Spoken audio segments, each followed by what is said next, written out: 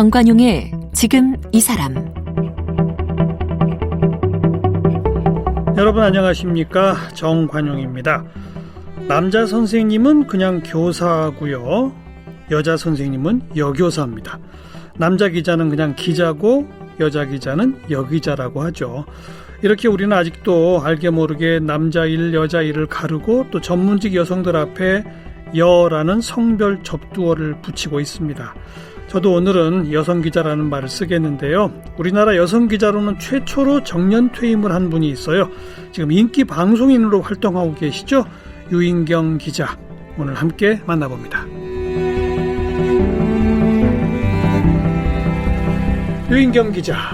네, 안녕하세요. 한번 기자는 영원히 기자니까 그냥 기자라고 불러도 되죠? 그럼요. 기자라는 말이 제일 좋습니다. 네. 몇 년도에 시작하셨어요? 1982년도에 대학 졸업하자마자 기자 생활을 시작해서요. 결혼하고 난 다음에 이제 저도 경력 단절, 경단녀 잠깐 2년 몇 개월 동안 겪었고요. 90년부터 경향신문에 입사해서 2015년 11월까지 한 일제강점기만큼 기자 생활을 했던 것 같습니다. 네. 근데 정년 퇴임한 여기자가 처음이에요? 전국적으로 보면 아마 그렇지는 않을 텐데 주요 일간지 중에서 이제 취재 파트 기자로서는 적어도 경향신문 70년 역사상에는 제가 처음인데 어떤 분들이 그냥 최초라고 얘기를 해줘서 조금 밝히고 싶어요. 분명히 계셨을 겁니다. 근데 이제 본의 아니게 저는 그냥 또박또박 이제 나왔는데 어느 날 정년이라고 그래서 저도 그냥 약간 당혹스럽고 제 앞에 최초로 정년퇴직을 한이라고 붙어져서 왜 제가 그게 됐을까 보니까 예전에 일단 여기자를 많이 안 뽑았고요. 두 번째는 몇 번의 고비가 있었거든요. 한참 민주화 운동할 때도 언론에서 해직 기자들 많을 때 그렇죠. 그때 좀 나가시고 그다음에는 지금처럼 출산 휴가가 법적으로 보장되지 않았습니다. 그래서 아이를 낳거나 뭐 이렇게 되면 또 떠나가시고 근자라고 할 것도 없지만 IMF 때 많은 기자들이 또 그렇죠. 정리해고 수준을 밟기도 했는데 이제 그때마다 제가 모질게 살아남아서 2015년 11월에 정년퇴직을 했어요. 선배 여기자들이 많지는 않지만 좀 있었는데 다 이런저런 사유로 정년 채우지 못하고 나갔군요. 그렇죠. 그다음에 이제 지금은 뭐 편집국장도 있고 사장도 부사장이 세계일보에 지금 황정미 부사장이 있고요. 있지만 전에는 여성이 편집국장을 할 거라고는 이제 상상도 불가능한. 저도 초등학교 다닐 때 남자만 반장했었거든요. 그러니 뭐 희망이 없는 곳에서 그렇게 소모를 할 필요가 있을까? 아무리 기자란 직업이 좋아도 뭐 그런 좌절감 때문에 좀 나가신 선배들이 꽤 있으셨나 봐요. 네. 아무튼 대단한 기록이네요. 결국은. 그게 뭐 열심히 달려서 마라톤 기록이 아니라 그냥 저는 다녔어요. 지금 이제 후배들은 여기자가 막 거의 절반 이상이잖아요. 시험을 치면 그러니까요. 더구나 이런 필기 시험으로는 1등부터 10등까지 하면 거의 앞에 70%는 여학생들, 여기자들이 뽑힌다고 합니다. 그런데 가장 놀라운 변화는 정치부, 사회부, 체육부의 여기자들이 더 많아지고, 시경 캡이라고 불리는 경찰 기자들. 사회부의 꽃이라고 말하는. 그렇죠. 그것도 이제 여성 여기자들이 하는 경우도 그러니까 있고요. 앞으로는 후배들 여성 기자들이 정년 퇴임하는 거는 그냥 일상 다반사가 되겠네요. 꼭 그렇지는 않을 것 같아요. 그래요? 왜 또? 정년이 예전처럼 그렇게 뭐 영예로운 게 아니라 계속 다녔단 말이야? 뭐 이런 얘기. 뼈를 묻고 싶지가 않아요. 그냥 알아서 나가는 거예요. 그렇죠. 저는 뼈를 묻고 싶어도 조직에서 싱싱한 뼈를 원할 경우에는 좀 나가주는 것도 예의가 아닌가 뭐 이런 생각. 아니에요. 그래서 다 같이 정년까지 있는 게 좋죠. 그렇죠. 아까 정치부, 사회부 여성 기자들이 많아졌다고 했는데 옛날에는 여성 기자는 대부분 문화부잖아요. 문화부, 생활부. 그런 거였죠. 유인경 기자도 주로 문화부. 문화생활부 이름만 뭐 바뀌어가면서 어느 날은 생활과학부였다가 또 국장 바뀌시면 이름 바뀌어가지고 무슨 뭐 바꾸고 했는데 저는 이제 정치부에는 있지 않았으나 경향신문에서 나오는 시사주간지 주간경향 뉴스메이커에서 이름이 좀 바뀌긴 했는데 거기에 또 여기자로는 최초로 제가 편집장을 했었어요. 그래서 그때 무슨 좀 쪽집게 과외 받듯이 짧은 시간 동안 정치, 경제, 사회 약간씩만 맛을 보는. 주간지면은 정치를 안 다룰 수가 없죠. 그렇죠. 예. 경제도 그렇고. 그렇죠. 예. 뭐 일 잘하는 후배들이 써주면 저는 네. 예. 그 기자 생활을 하시면서도 방송 출연을 많이 하셨죠? 예. 그것도 KBS 덕분인데요. 92년도인가 3년도에 그 신문이 그때 조간 석간 신문들이 좀 변동을 일으켜서 제가 일하던 신문이 석간에서 조간으로 바뀌면서 홍보를 할 좀 필요도 있었고 KBS 생방송 전국은 아침이라는 프로그램이 있었는데 아침 한 7시 무렵에 그날의 뭐 방송 소식, 뭐 문화 소식, 뭐 경제 소식을 이렇게 집어주는 정보 코너가 있었거든요. 그때 제가 이제 처음으로 어른이 돼서는 방송을 처음 출연하게 됐어요. 고정 출연으로? 예. 고정 출연을 해서 꽤 몇 년을 했었고요. 예. 그러다가 그 방송에 같이 출연했던 출판평론가 이제 돌아가셨는데 김영수란 분이 제가 아줌마 기자라서 좋다 그랬더니 아줌마가 좋으면 책을 써봐라. 그래서 또 책을 쓰게 됐고 뭐 그런 거로 그 무렵이 여성 인권이나 뭐 여권 뭐 여성에 대한 게 굉장히 관심이 있을 때라 예. 여성 저널을 비롯한 프로그램이 꽤 있어서 네. 아줌마 기자라는 타이틀로 좀 출연하게 됐다가 지금까지 이렇게 하염없이 나오고 있어요. 지금은 거의 방송인이라고 불러도 될 정도로. 방송인은 직업은 아닌 것 같습니다. 언제 잘릴지도 모르고요. 네. 제 본업도 아니고요. 뭐 영원한 기자로 뭐 남고 싶습니다. 네. 기자 출신으로서 네. 요즘 왜 기레기, 예. 심지어 뭐 기대기 이런 말 들으면 느낌이 어때요?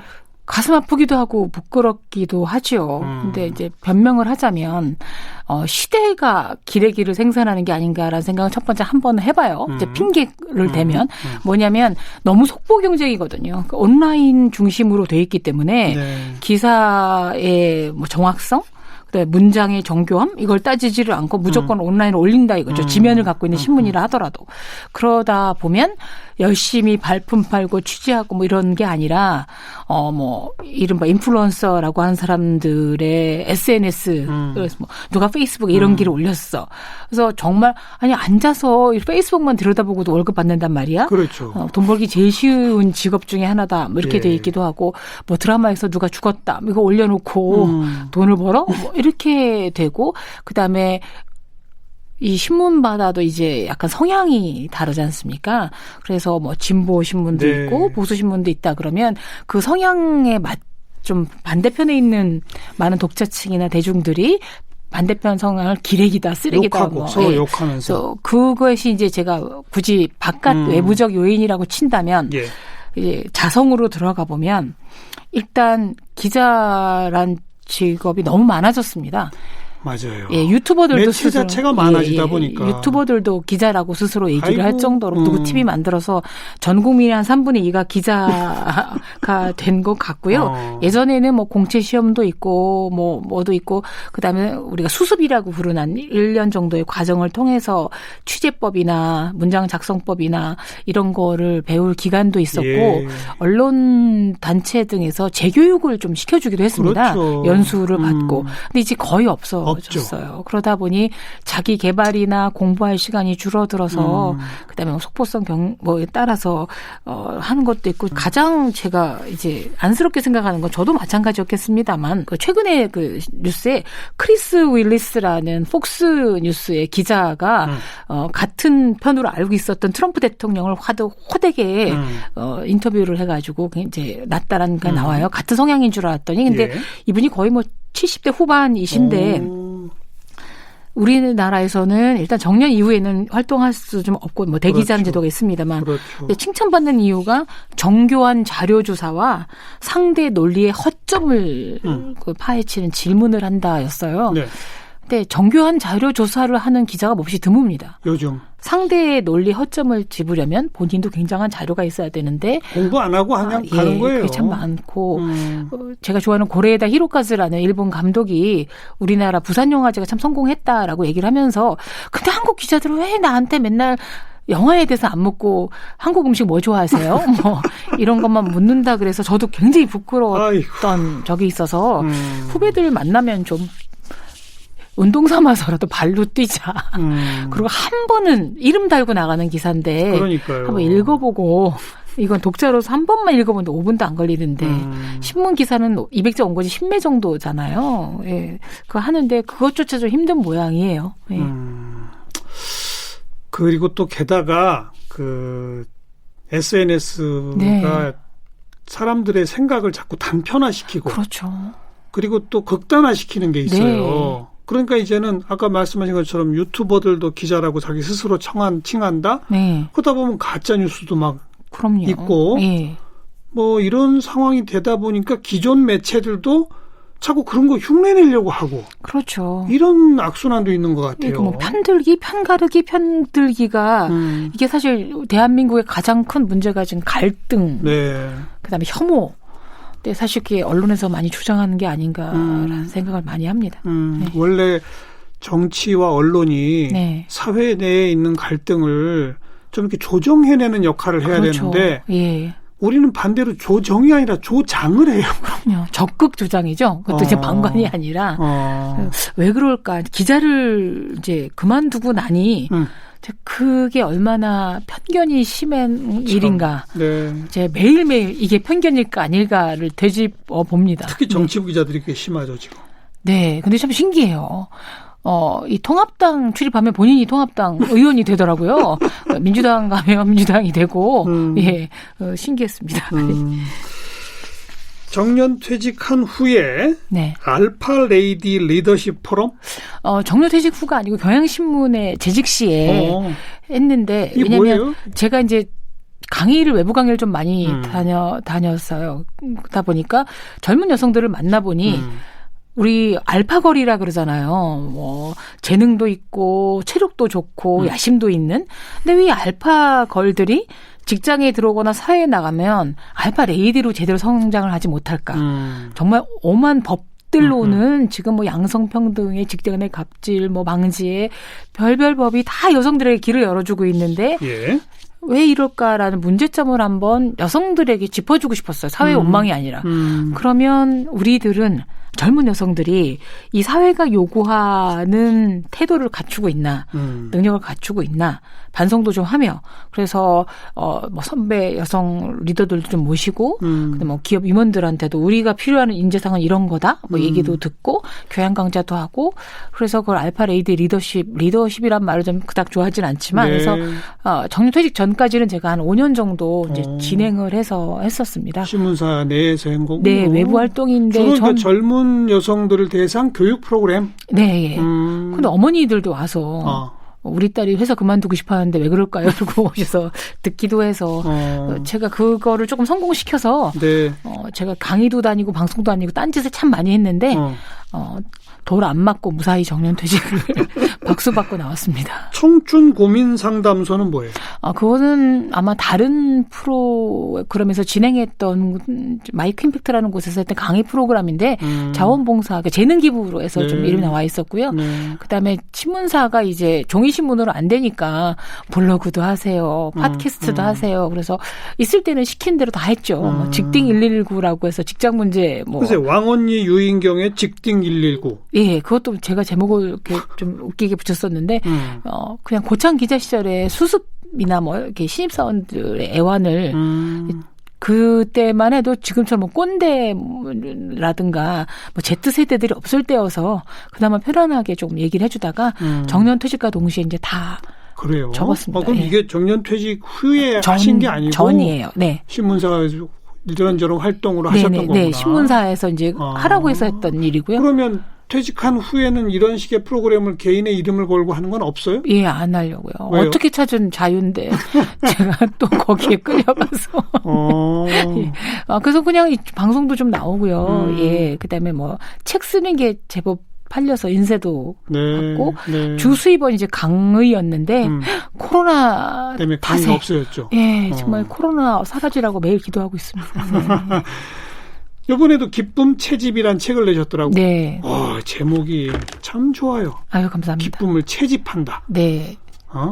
곤충 채집하듯이. 예, 여름방학 때 그러니까. 곤충 채집하는 마음으로 기쁨도 채집해보자라는 또 제목을 붙였는데요. 제가 이 나이가 되고 보니까 가장 후회스러운 게 왜 학위를 못 땄나, 뭐 왜 자격증 못 땄나가 아니라 왜 일상의 기쁨에 그렇게 감동하지 않고 냉소적으로 굴었을까? 충분히 기뻐할 건데. 방금도 제가 이제 이 방송하러 오니까 작가님이 저한테 차도 타주시고 제가 좋아하는 비스켓을 주셨어요. 너무 기쁘거든요. 전 이런 거에. 영혼이라도 팔고 싶을 만큼. 근데 예전에는 그냥 주셨나 보다 뭐 이 정도였는데 이제는 그런 사소한 작은 일에서 어떻게 기쁨을 찾을까를 찾아보니까 사실 코로나를 버티게 하는 것도 그런 힘이었거든요. 그거 좀 알려주세요. 우리 청취자분들한테. 예. 기쁨을 채집하는 방법이 따로 있어요? 기쁨이라는 거는 그러니까 행복은 꽃을 꺾어서 꽃다발을 만드는 거라면 기쁨은 그냥 바깥에 깔려있는 꽃을 보는 거예요. 근데 흘러가는 구름 멍 때리면서 구름이 어떤 모양인가 아유 토끼 모양이네 뭐 구름을 보는 시간도 기쁨일 수도 있고요.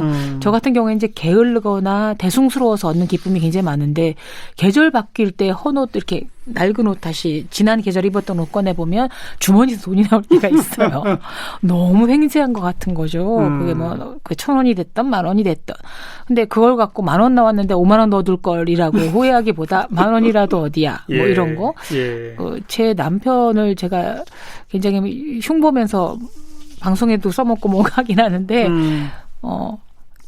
정말 남편이랑 안 살아야 될 이유가 한 99가지라면 나무를 참 잘 심어요. 집에 꽃이랑. 그래서 제가 요즘 장미를 한 10여 년에 걸쳐서 계속 심는데요. 예. 돈이 얼마 안 들더라고요. 요새 단독주택 사세요? 빌라인데 1층 마당이 우리만 쓰게 돼 있습니다. 예, 연립인데. 예. 그래서 근데 저는 안 심거든요. 근데 그 심어서 장미가 5월부터 11월까지 6개월 1년에 반을 펴 있어요. 이야. 피고 지고 피고 지고. 그래서 장미라도 심어주는 분이다.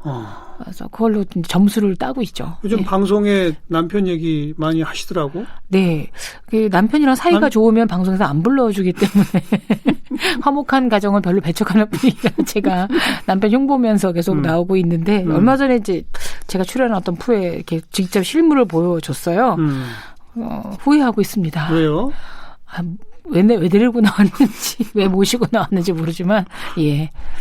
다 그게 은퇴자게 되기라는 바람이에요. 예. 근데 그 남편분께서, 그러니까 경제활동은 유인경 기자가 한다. 네. 그렇다면서요. 소신 있게 얘기를 해서 깜짝 놀랐어요. 물론 제 남편이 처음부터 백수였던 건 아니고요.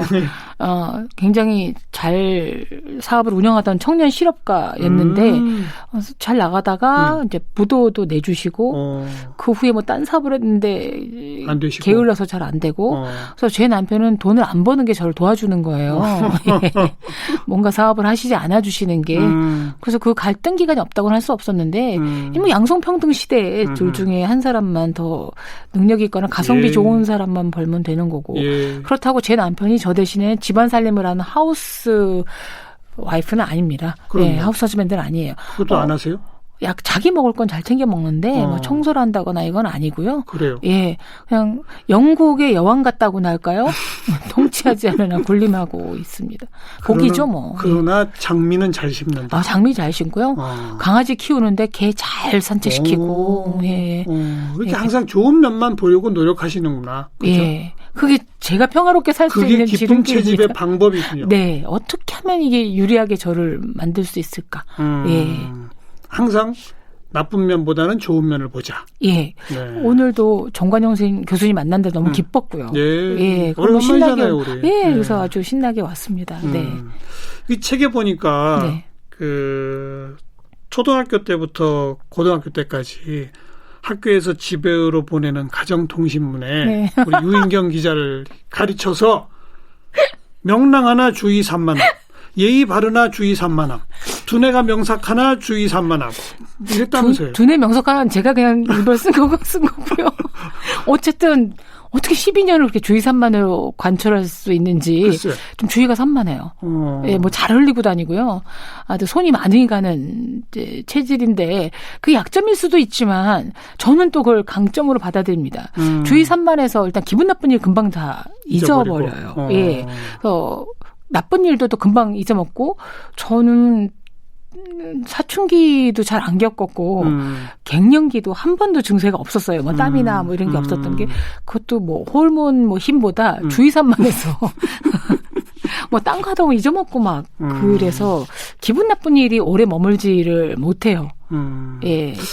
근데 기자라는 직업하고 주의 산만하고는 영 안 어울리는 단어 같거든요. 근데 보통 기자는 왠지 집요하고 뭐 이래야 될 것 같은데. 그래서 전 탐사 취재 보도팀에 한 번도 있어본 적이 없습니다. 네.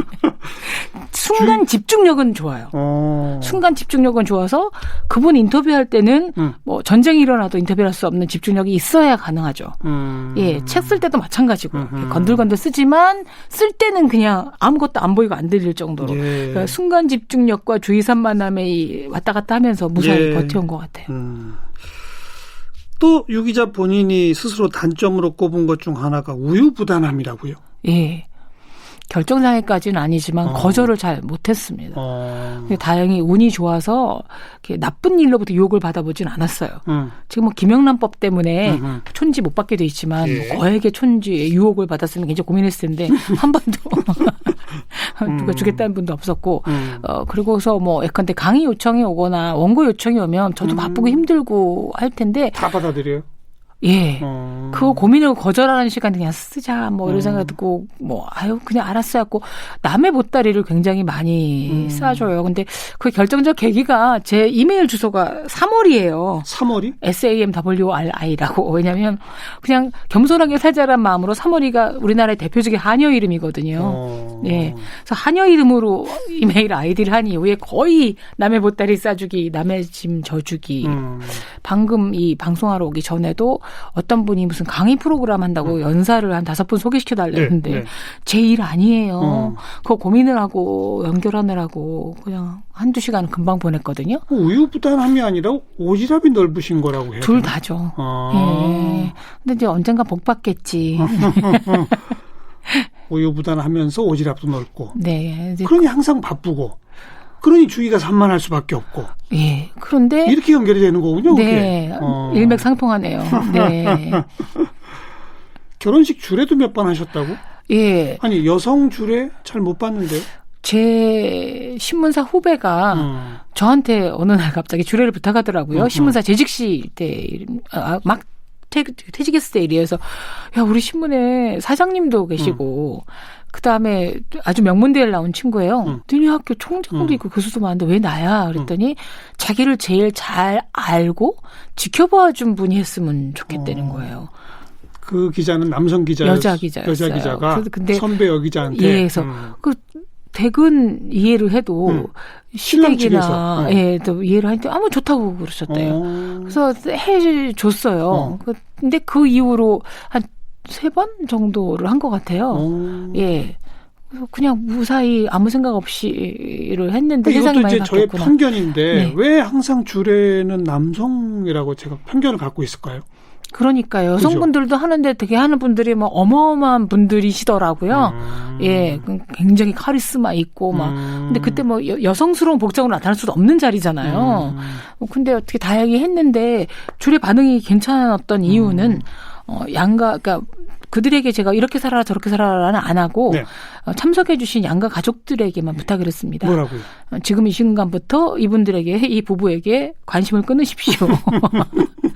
제발 전화 좀 그만하시고 아이는 언제 가질 거냐 뭐 아침밥은 해먹이냐 뭐 이런 말씀하지 마십시오 했더니 신랑 신부가 무척 좋아하고 고마워하고 예, 그랬어요.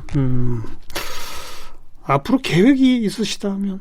저는 한 번도 계획을 세워본 적이 없어서 물 흐르는 대로 살아갈 건데 이제 계획은 아니지만 제가 이제 좋아하는 분이 최인호 작가였는데 그분이 60이 되셨던 때 1945년생이니까 2005년도에 인터뷰네요. 예, 인터뷰를 했더니 그분이 그러시더라고요. 사람한테 제일 중요한 게 착지다. 착지. 예, 마지막에 짠 하고 발을 어떻게 착 마무리를 하느냐.